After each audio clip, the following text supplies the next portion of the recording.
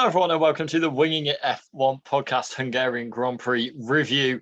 I am joined by Nigel Chu and Freddie Coates, who weren't watching the Grand Prix because they were at the London E-Prix. This might be the first Grand Prix that none of us have watched live in the history of Winging It, but probably isn't because I don't know Freddie and Nigel's viewing habits. But she'll introduce them and we shall discuss Ferrari, Verstappen, Mercedes, Lando, Alpine, everything that happened on Sunday at the Hungaroring. How are you both? Very good. I've recovered from my hangover of the Saturday Formula E, and enjoyed watching the race on catch up yesterday, and thought it was a thoroughly absorbing Grand Prix. Crofty said that at one point. I said, yes, Crofty. That's a very good word to describe this Grand Prix, absorbing. So I'm now saying it a lot. I'm absorbing. Nigel, can you come up with a better adjective to describe the Grand Prix? It's coming home. Does that fit? It does. It was It came home, guys. Let's go. Yes, England won the first Euro. of two this year. Sorry. Hey. Yeah, it was a great Sunday of sport. I was at the Commonwealth Games Rugby Sevens at the Coventry Arena, which was fantastic. I had an amazing time there, and it came home. I was watching it on my phone. Were you watching it live or following text updates or? I watched it on the highlights at night.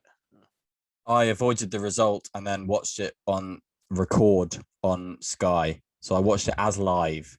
I don't have a TV anymore, so that's why I couldn't do that. Yeah. Oh well. Cost of living crisis and all that in action there, guys. Yeah. I'm bad wages, but yes. Yeah. That's it. Exactly. Well, that's the Winging It financial special over with. So we will move on. Satire, guys. It's satire. Liz Yes. Truss for Prime Minister. Woo. No, so I won't support that. I think it's satire, as is Ferrari strategy, or it would be if it wasn't so serious for a lot of people in Italy and around the world, a lot of Scuderia fans. Leclerc really should have won the Hungarian Grand Prix. Ferrari had such an advantage over Verstappen going into Sunday, but yet again, Verstappen won with a spin coming from 10th, and it wasn't even a challenge really in the end. Leclerc finished 6th in the end. So yeah, how was you? Have we run out of superlatives to describe Ferrari's strategy? Not quite, as I'm going to try over the next minute or so. Here we go. Oh, well, maybe we have. I don't know what I've said. Well, last week I said it was embarrassing and unacceptable. And I said they had to get rid of everyone, which I stand by, obviously. And now I'm going to go as far as saying Matteo Binotto has to go as well. If it was football, the manager would have gone like probably a few races ago. So change absolutely everything. 2020. Ferrari've got an inherent problem. I don't know. They've had it for 5 or 6 years now. 10 years ago when Alonso was at the team, 2010 to 2013, they had one of the best operational teams. Alonso's 2012 season was so good because Ferrari maximised nearly everything. Now they're doing the complete opposite, and they cannot do the basics right. Like how it's their job, and they cannot do it at all. It's their job. It's basics. They would do a better job if they were watching on TV and were 2 minutes behind the live race. It's absolutely atrocious. I think Nigel makes an excellent point from the fact that the fans are able to call better strategy than the strategists. And that's, obviously we're all quite super fans and we're well involved in all this kind of thing. But the fact that we can very clearly see from race coverage, just from a timing tower, pretty much, that that's crude on the side of a screen, that the hard tyres haven't worked for the Alpines. Oh, they haven't worked for the Hasses. Oh, no, it's not working for Daniel Ricciardo either. Let's put it on the Ferrari, which we could win the race with. What the blooming heck is going on there? I mean, the mediums are performing pretty nicely, but you hamstrung...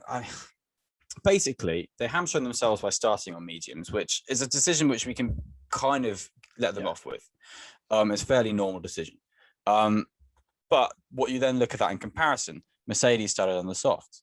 Red Bull started on the softs. You look at the comparison of the fact that the main talking point about tyres for the weekend was that the hards were pretty bad in the hot temperatures. So in the really cold temperatures and slight drizzle of the race, or the hards, they'll definitely work now. Oh, shock! No, they don't. Oh my goodness, I'm so surprised. Just come on, guys. Just there's some very obvious things to see here. Even if you just want to read something that's been written on Bloomin' Autosport, like it will tell you sometimes pretty much the right answer. Chris Medland does a strategy piece every week for the for F1.com. Just go and read that. So much easier, like, than trying to be a Ferrari strategist. Clearly, like there, you know what, Nigel, you've just advocated for the crucifixion of Mattia Binotto. One thing in his favor is that this blame cult, like a few years ago, like you look at 2014 Ferrari, they went through like 3 bosses that year. You look at like 90s Ferrari, every time someone was sacked, they would just get worse and worse and worse. They've had a bit of stability at that team, and it has enabled them to come back pretty quickly from a really bad performance of 2020 and some really like ingrained problems across 19 and 18 and around then. They've come back from that, and you've got to give them credit for that. But operationally now they need to come back to it. I think there's a reason Stefano Domenicali is the head of F1 now, but I think there's also a reason that Mattia Binotto won't be the head of F1. Well, yes, obviously, yeah. I'd be a bit scared if he was, to be honest. Well, I mean, they didn't even run the hards on Friday. Mercedes and Red Bull both took it off the table in the race. They just completely threw them out the window, figuratively. It just feels like it was obvious to the other front runners that you don't go near the tyres, you don't touch the tyres other than throwing them out the window figuratively. Freddie. Very big point on this. Red Bull were going to start on the hards. Yeah. Yes. They drove the hards on the reconnaissance laps. We're like, oh no. Didn't, reacted, changed, thought on the hoof, played a strategy in such a way that they were so aggressive with Verstappen that enabled them to just be like, oh look, Ferrari have done this. Bam, bam, bam. Oh look, we've beaten you. Oh, he's spun and we've beaten you. What? You're idiots. And like that should be a bit of a hint. The decision to pit onto softs at the end, which consigned Leclerc to 6th place, what do you think was that? I know they were pretty deep in the hole at that point. Do you think it made it deeper, or do you not think it mattered? Yeah, Didn't change it. I mean, the win was gone, obviously. It Maybe gave him the fastest lap point. I mean, I think it probably actually was the right decision at that point. On like lap whatever it was, finished 60. He might have beat Perez. Yeah, that's a point. Perez was on a shocker. But I mean, it doesn't matter. What everyone's going to remember is they put on the stupid tyres. I nearly said something up, They put on the wrong tyres, even though we've had many races, or not many, we've had a few races this year where the team was quite clear you don't put on the hard tyres. Like Bahrain, for example, the first race when there was like 3 pit stops then because they knew the hard tyres wouldn't work. So, they've proven they can do it.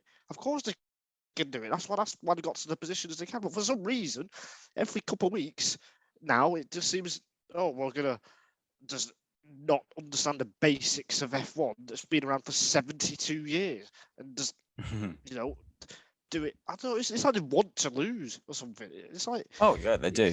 It's oh god.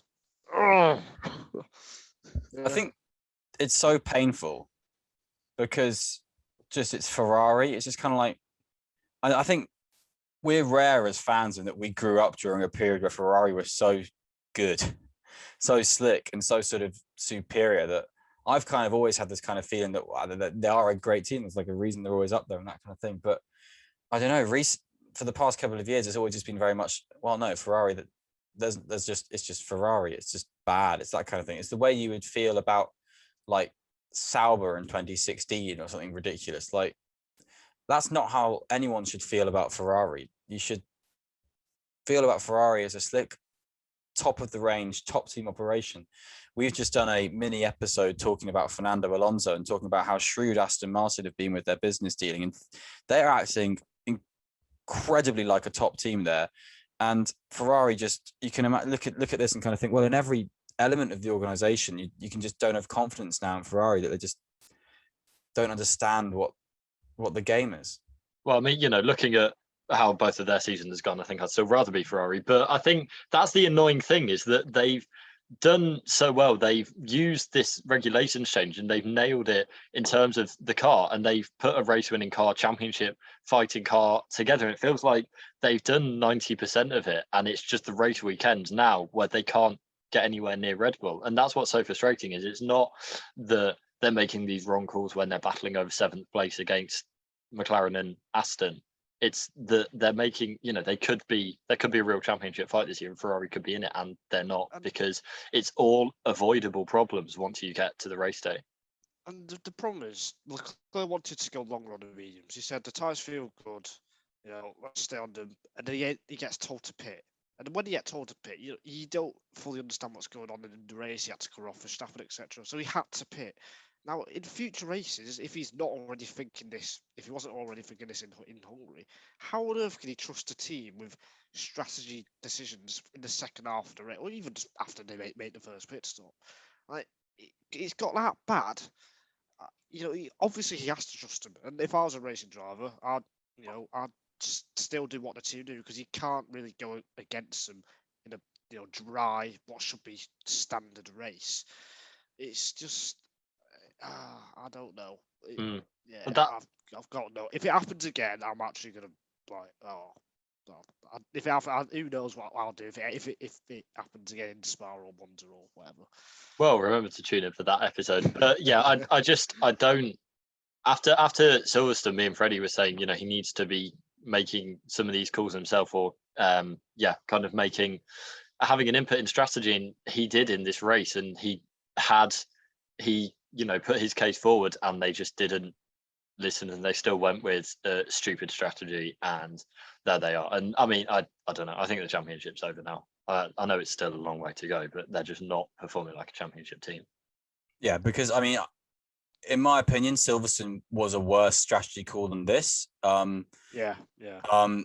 But like, as a mistake to make, this is seemingly a very obvious one, and it's a more crucial point in the season because of the mistakes of Silverstone to be required to not make this mistake, which kind of quantifies them equally then. And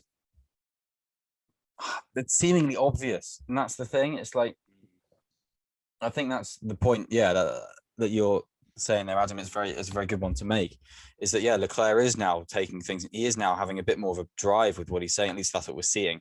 And, he is so close to boiling over in interviews, and you don't see this from Charles Leclerc.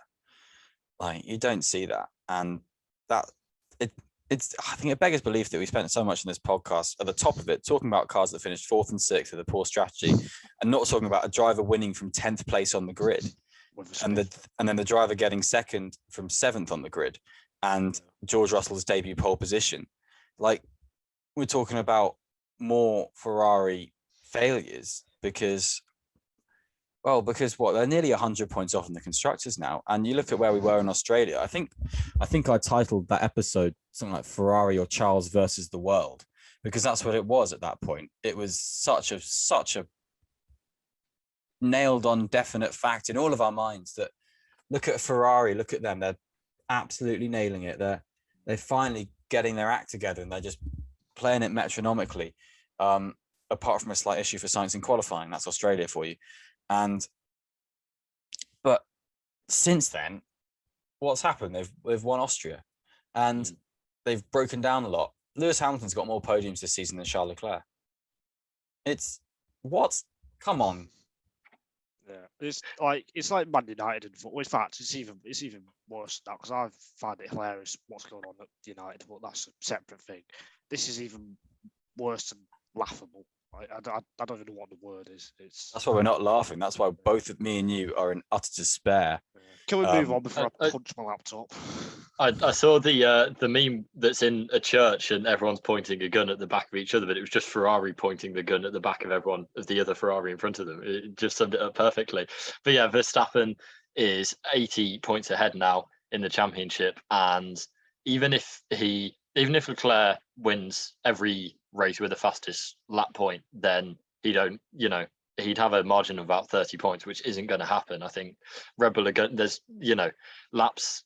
circuits where Red Bull are going to be stronger, but that's the point now, where it literally needs Ferrari to have a 1-2 with fastest lap point every race effectively for them to win. So yeah, it's just Insane. dire from Ferrari. But Freddie's right, we should be talking about the driver who won, because it was Max Verstappen from 10th on the grid. Nigel, how did he do it? Was it just the pace in the car and Ferrari screwing up, or where do you put kind of input Verstappen's performance into that? I think, yeah, I think it was the pace of the car, and I think the right strategy. Obviously, I think they needed mistakes from Ferrari, but for him to carve his way through the field how he did was sensational. I mean, I think he's had these. I think there's two other races which stand out in his career for me, and that is Austria 2019 when he made a mistake at the well, I don't know if I think it was his fault at the start when he got a poor launch, and then he came through to win. And Brazil 2016 when he hadn't made a mistake in the wet, but then he came through the field again. So, and he's done it again with this spin. He's spun, and you shouldn't win when you spin in F1. And he's come through and he's won easily. But all the hard work was done before that, and his outlaps on the second pit stop for the medium tyres when he was closing down Leclerc was absolutely sensational. That's the only thing that only Verstappen could do. You know, maybe Hamilton, maybe Leclerc when he's on top form, but Verstappen just seems to do it so often. And when he is in this, when he's got the car and when he is chasing, you know, it's just brilliant. And Hungary is a difficult track to overtake on. Yes, the cars are easier to follow and that kind of thing now, but you still got to get the job done. You got to choose the right lines, and you just got to drive really well, just like Hamilton did in Brazil last year when everyone was raving about that. We should be, you know, maybe we shouldn't be raving about it at such that quite level, but it was a very similar thing of just having that skill, which you can't really teach, to read where a car's going in turn two. Are they going to go to the outside? Are they going to go to the inside? And just pick them off one by one, and then still manage the tyres to have pace in them when you got clean air and use your pace. So all that come together, yeah, magnificent drive from Verstappen. Probably top 5. I mean, he's had so many great performances. Top 5 drive for me in his F1 career, I think. Yeah, I was thinking just then about what I was going to say about this, and I was thinking kind of like, because about where I was going to rank it. It's like, yeah, I would rank this also top 5. I think, well, there were points when I was watching the race when he overtook Leclerc for the lead before he'd spun the lap or two before that. I was thinking this has got to be just the most champion-worthy drive Verstappen's done, and the way he was so delicate at the start, and the way he kept his nose clean in such an impressive way, just spoke volumes about where Verstappen is compared to where he has been now as a driver. And I was incredibly impressed with that. I think you can say pace of the car. I think you can also throw in pace of Verstappen into that. And the way, like you say, he worked the strategy with the team in such a way. I think starting on the soft was an inspired call, because it meant that he could clear cars that he could let go in the melee at the start. And also them all crashing into themselves a little bit around him helped as well. But then he cleared the Alpines with ease and was then on very, very, very good pace just for the rest of the race, and did some lovely work. So I'm incredibly impressed with it. It's one of the few times a winner gets driver of the day. So clearly a lot of people were impressed with it. And I think the last winner who spun was Max Verstappen in Hockenheim in 2019, when he spun at a similar kind of late in the lap, similar kind of spin. I just want to. It was a really weird spin, but it was a really well. How does he always get it pointed in the same direction? I don't know. As well? That's what I was going to come in on. He did it as well at Imola last year behind, I think, the safety car. I think it was a safety car restart. Yes, he is the best spinner I've seen, because it was exactly the same thing. I mean, obviously that was where it was kind of different conditions, but in terms of, you know, where he went off and then coming back on just completely in a straight line, like he didn't leave in the first place. It's, you know, he nailed it. And yeah, I don't know how he does it, but he does. That's all I can really add to it, because I think you two have summed it up very well. Is there anything else? I also think it was key undercutting Hamilton by the Red Bull strategy team. That was key, because as we saw at the end, Hamilton became a bit of a factor, but Verstappen didn't have to overtake him on track. And I think if he did it, you know, Hamilton might have fought a bit harder. Maybe Verstappen would have done something sensational. We don't know. And then he undercut Sainz, but Ferrari were going to put him on hard tyres anyway, so that didn't matter. But he still undercut him. And And did he thankfully, undercut Ferrari Russell? learned there. Yeah, did he because undercut Russell as well? Or did he overtake him? I can't remember. he overtook Russell. He I'm pretty overtook sure. Russell. It's just I think it's like we can easily wrap up this conversation on Verstappen because the only things we can really say is, yeah, really good. Made one mistake that looked really kind of out of his control because of the way the car kind of went from the back. And probably what the mistake he made over the weekend was locking up on his first Q3 run, which meant that he didn't have a good enough banker lap. I'd say that's probably not the best kind of driving he's done in a qualifying recently at all, which I think did cost him a bit because of you've got to do a good banker because you don't know what's going to happen in your final lap, such as basically your car breaks down. And say actually you can say the same for Lewis Hamilton in that regard. But he more than made up for it, so ignore me.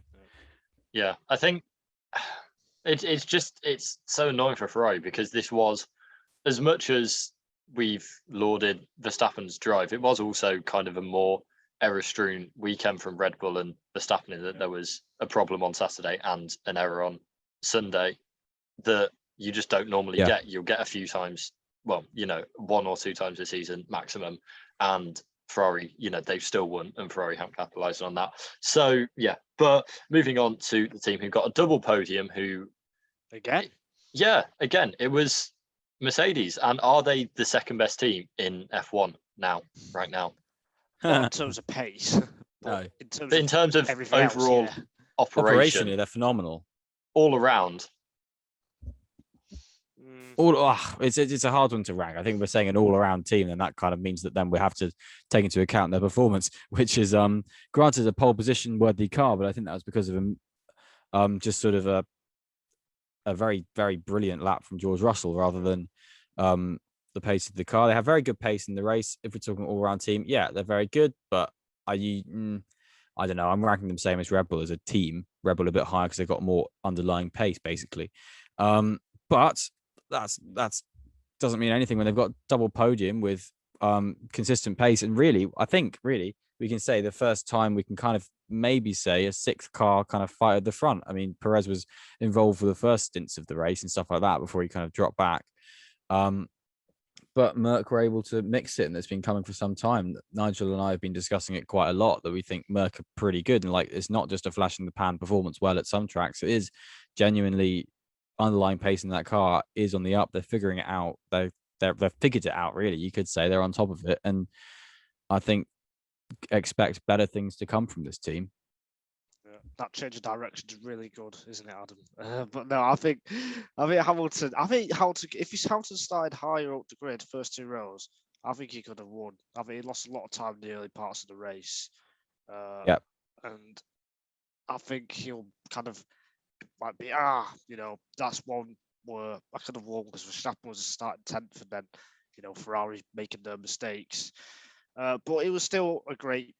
Just looking at Sunday, another great drive from Hamilton as it's been since Canada. So yeah, and Russell, I was slightly disappointed with his race pace because it wasn't. I don't know if he set the car up differently to have a bit more 1-lap pace, perhaps because Hungary is tougher to overtake at. But he fought really hard against Leclerc. That 4-5 lap battle that he had with Leclerc from lap, what was it? Just before the first pit stop, I think, or I can't remember. It was around lap 30. Yeah, something like that. But yeah, that 4-5 lap battle with Leclerc was brilliant to hold him off for as long as he did. So yeah, I think with everything, Mercedes perhaps should have won if they really maximised Saturday and Sunday together. But they can't be too disappointed because Verstappen. I think Red Bull, they did have the faster car on Sunday. They'll just be a bit disappointed they couldn't hold him back, I guess.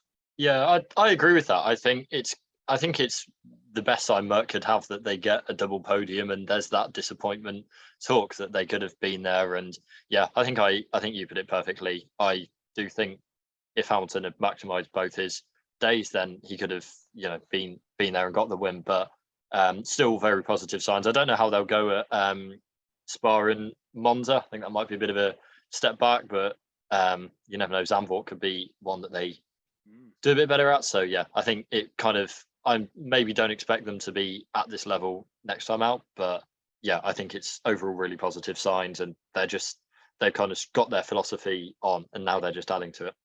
I'm not even going to really think about, because I think, yeah, I've been guilty of thinking, oh, this track might suit them. I think I'm just going to think they're just going to be a few tenths off pole now for the rest of it. I think if they're not, then I think that's arguably a step back from Mercedes now, in my opinion. I still think the straight line speed is a weakness still. I think that's why I expected them to do well at Budapest. Like Monza, should be really tough. But every team's going to bring a huge upgrade to Spa, and that could change things as well.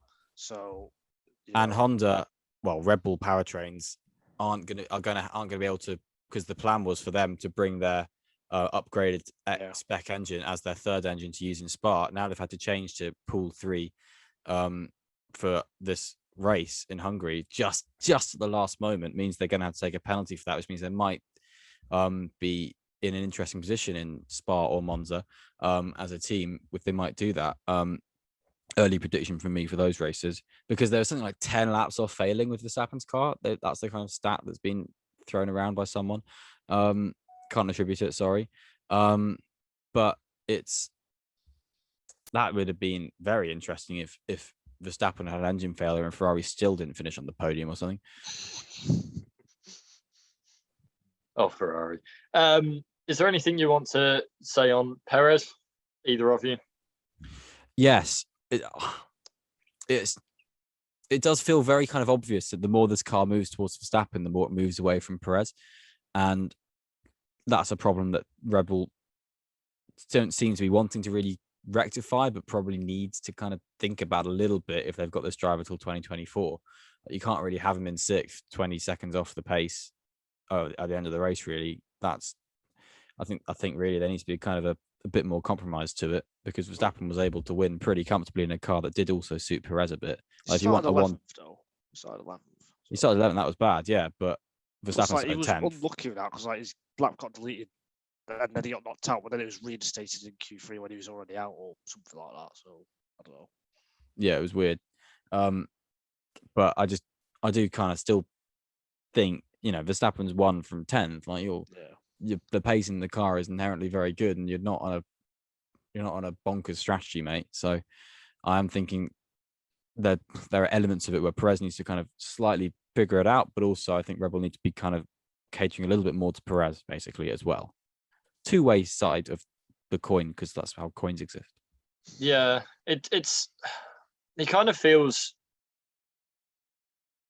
It just kind of doesn't feel like he really, because Ferrari is screwing up so badly and Red Bull is still significantly ahead of Mercedes. It's kind of like he's not as crucial, and maybe that's kind of masking some of the him not being on the pace. But yeah, it's obviously not ideal for them. But I think as long as Verstappen's winning by the margin that he did after Zico's easy face today, then they're not going to be complaining too much. Yeah. Onto Lando Norris, who finished 7th, best of the rest, and had a really, really quiet race. I think it's like there was so much going on at the front that I don't really remember too much of Norris's race, but it felt like he just got on with it. I don't remember him ever being in a fight with the Alpines. Yeah, he just, because they didn't fight him. Yeah, he was just there. He was not. He was benefiting from his very, very, very excellent qualifying. As always. Which meant he was able to be a little bit of a roadblock up front for a bit, which was kind of good for him. Before he was dispatched, and then was able to settle into his very nice little rhythm because of the Alpine strategy, to be honest, because I think the Alpines on the mediums had frightful pace, and I think McLaren were worried about that. So I think Alpine kind of let him go there, because he would have probably have been in a fight with the Alpines, in my opinion, based on the way that race was playing out until it played out the way it did. Yeah, I think probably one of Norris's best weekends of the season so far. Just put everything together, got the result that he deserved in the end. Not much more to say. And sometimes the quieter races And the best kind of races when you're either in P1 or at the front of the midfield. So Totally. yeah, not much more to say. Yeah. Well, if that is the case, then it wasn't a totally perfect weekend then for Alpine, who had a bit of drama when Ocon was fighting Alonso and then allowed Ricciardo through. It didn't have much impact on the end, but I think it's the worst thing to happen to Alpine in the last few days. But they did come back to finish 8th and 9th. Yeah, it's a word on their race, Freddie. Lucky to get points. I don't understand why Ocon was fighting so hard. It did seem very strange because from what we are aware of in terms of the decision for Alonso to leave the team and Ocon didn't know yet. I was kind of thinking, oh, did the team tell Ocon to, act like a maniac because Alonso was leaving? But defend like a lion. Yeah, so because considering he helped him as well. Alonso helped him to win his first ever race last year. Yeah, Ocon's doing that, putting him in the pit wall basically at the start, and fighting him like an absolute maniac. So, yeah, I'm not sure what he was thinking. It'll be interesting to see how that develops over the rest of the season as well. But it's weird, we didn't hear too much any team radio after that initial Alonso one when he was complaining on that one. Never in his I thought life. we'd hear something from the Alpine team about stop fighting or let Alonso through or something like that. But we didn't get anything of that. So It felt like they didn't really need to after that, because I think that kind of flashpoint did kind of just sort of resolve itself a bit until Ricciardo popped through. I think when that kind of happens, a team doesn't need to say to you, "Look what you've done." You kind of can see yourself. Oh no, I've over defended here and got over involved, and now our main rival, the person they've all said to me in all the team briefings, just don't let a McLaren get past you, has got past both of us. That's not great. You don't need the team to tell you to look after yourself a bit more after that. Luckily, Daniel Ricciardo was put on the hards and then T-boned Lance Stroll, so that dealt with that McLaren. But anyway, Ricciardo wasn't that bad this weekend, I thought, because I think no, you're right. he was hamstrung by his strategy. I agree. If he wasn't put on hard, I think he would have been right up there with just behind Norris. So yeah, I think he had a pretty good weekend, which is good for him going into the summer break. And that McLaren Alpine fight is going to get very interesting with Alonso leaving. Maybe he'll help McLaren. No, he won't. Imagine that's so Fernando Alonso, isn't it? It's just like he'll do that thing where he's like, "Oh, Alonso's just gone fastest in sector 2. Oh no, he straight lined the corner again, like he did in his last race in 2018, where he just decided to drive straight and then kept getting 5-second penalties." And if he does that, and you're like, "Oh, he's overtaking both the McLarens. Oh no, he's been penalised. Oh, he's overtaken, but he's been penalised." I can just see that happening and just it being an absolute cartoon, like desperate Fernando or whatever it is, like a comic strip. Oh, Alonso. Ricciardo. Yeah, it was our race for him. It was one of his better, but when you're finishing 15th and it's one of your better races in the season, that kind of says it all. He said he wanted to meet up with friends and drink beers over the summer break, so hopefully that resets his mind. But it feels a bit like crunch time for Daniel Ricciardo, so we shall see what happens with that. And Sebastian Vettel finishing ahead of Lance Stroll for the final point on the weekend, where he announced his retirement. Freddie, you're looking ready to jump in. Yeah, I was impressed with the way Vettel kind of just went about his race quite methodically. I think he had a very poor Saturday, obviously crashing in FP3, which then meant that he was scrambling for qualifying, which obviously meant he didn't get a good lap in, which is on him. But the way they kind of worked on that, they understood how the car was going to work for the race. And, he methodically went through it, as did Lance Stroll, to be fair, pretty well as well. Lance got a very good start and was able to sort of hold up there. But Vettel just had a bit better race pace and was able to kind of work on that and get the 10th place. And I was very, I think that's kind of all Aston Martin can do. I think there wasn't really more pace in the car for them to find than scrapping for 10th and 11th, which is actually really kind of all right. Yeah, it does seem that qualifying with a one lap pace is a big weakness now, because it has been a trend. It wasn't just a one-off or two-off thing. But then on Sundays, they can turn it on, whether that's just because they can manage the tyres better or something, which means in qualifying they can't get them into the right window quickly enough, perhaps. So it could just be a characteristic of the car that they've got. And yeah, they didn't put on the hard tyres in the race, which was key, because a lot of other people around them did, and that's probably why Vettel got the point and Stroll was 11th. Well, there you go. It's amazing what competent strategy calls can do. Is there anyone else you want to talk about from the race? Again, it was one where most of the eyeballs were at the front, but is there anyone else you want to touch on? Yuki Tsunoda didn't have a very good weekend. He outqualified Gasly, of course, with the AlphaTauri is another one with poor qualifying pace. But normally they can kind of do a similar thing to Aston Martin in the race. But Tsunoda was the only driver to be lapped twice. He spun, he had no pace, he couldn't really get anything going, couldn't find any balance or any control in the car. And it just didn't really work out for him, which is not the race you want before the summer break, particularly when Gasly's obviously been well and truly confirmed for next year and Tsunoda hasn't been. I think I wouldn't be surprised if come sort of Suzuka and we haven't had an announcement for Tsunoda, that a few kind of discussions and rumours start flying around for that seat.